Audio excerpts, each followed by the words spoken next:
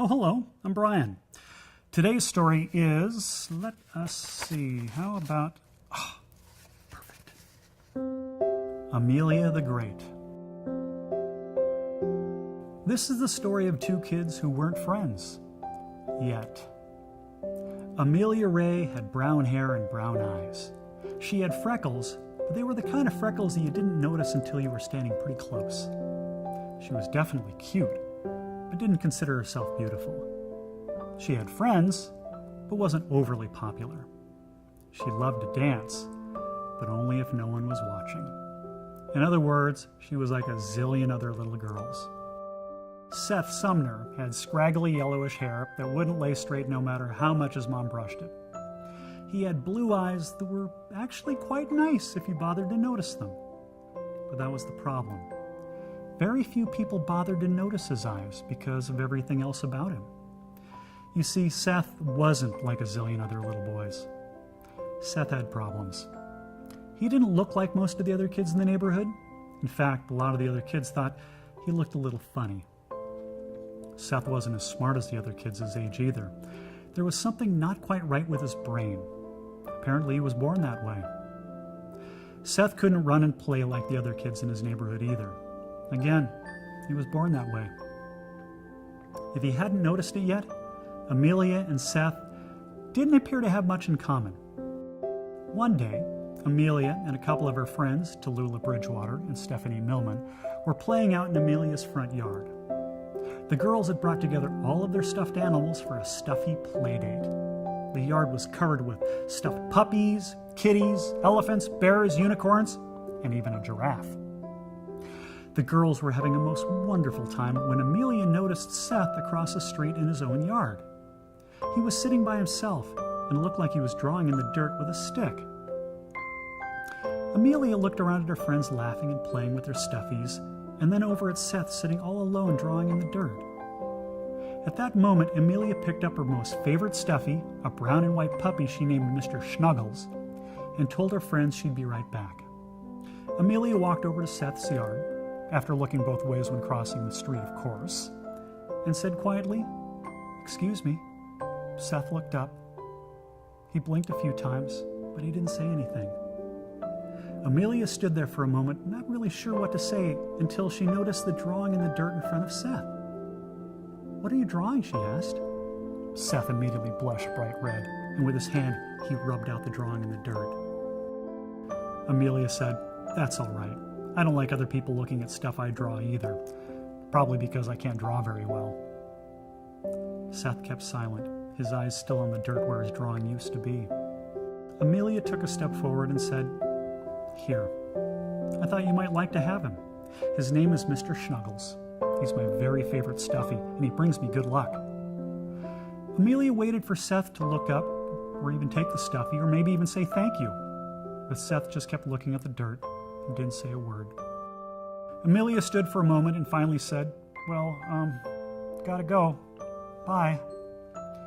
She set Mr. Snuggles on the ground in front of Seth and walked back to her yard. When she returned, Tallulah said, "What were you doing with old what's-his-face?" "His name's Seth," said Amelia. "I gave him one of my stuffies." "You didn't just give him one of your stuffies, you gave him Mr. Snuggles," said Stephanie. "He's your favorite one. What were you thinking?" Amelia looked across the street to where Seth had been, but he was gone, along with Mr. Snuggles. "I don't know," she said. "He looked kind of lonely. I thought Mr. Snuggles might cheer him up." Her friends shook their heads and rolled their eyes and gave the kind of look that little girls do when they think their friend is crazy. A few days passed, and Amelia's mother came to her bedroom. "Amelia," her mother said, "there's someone at the door for you." "Who is it?" she asked. "You'll see," her mother said with a smile. When Amelia came to the door, she saw Seth standing there, looking at his shoes and clutching a notebook in his hand. "Hello, Seth," said Amelia, a little uncomfortably. "What do you want?"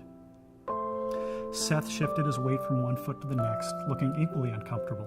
Finally, he held out the notebook, his eyes still on the floor, and said, This is for you." Amelia took the notebook and opened it up. Inside was a drawing. And what a drawing! It was of a warrior woman. She held a shield in one hand and a fiery sword in the other. Her cape flapped in the wind behind her, and her head was held high and proud. The detail of the drawing was incredible. But the most incredible thing about the warrior was her face. She looked just like Amelia. Not a little like Amelia, but the absolute spitting image of Amelia. Is this me? Asked Amelia, looking up at Seth with wonder. Seth kept his eyes on the floor and said, Amelia the Great. Amelia turned the page and saw a remarkable drawing of a female doctor comforting a puppy that looked like a real-life version of Mr. Snuggles, and the female doctor again looked just like Amelia. Amelia the Kind, said Seth, still not looking up. Amelia turned the page and found a picture of a beautiful princess wearing a flowing gown, long gloves, and delicate shoes. She had a tiara on her head, covered in sparkling diamonds. The princess, too, looked exactly like Amelia. This time, Seth did look up. Amelia the Beautiful, he said. Amelia flipped through the pages again, slowly shaking her head in amazement. You drew all of these? She asked. Seth nodded. For me? Asked Amelia. Seth nodded. Why? Because you were nice to me. Amelia glanced over at her mother, who was smiling, but at the same time had a tear rolling down her cheek. It looked like a happy tear. Seth looked back down at the floor again, obviously embarrassed.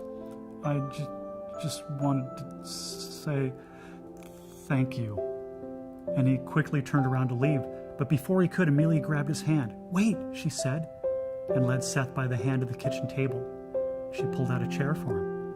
Sit here. I'll be right back. Moments later, she returned with pencils, erasers, and a stack of paper. I was hoping you could teach me how to draw better, she said. Seth smiled from ear to ear, and so did Amelia. She looked at Seth and said, I'm going to draw you. She looked his face over for a moment and said, You know something, Seth? You have got very nice eyes. And she began to draw. And Seth, he just smiled and smiled and smiled.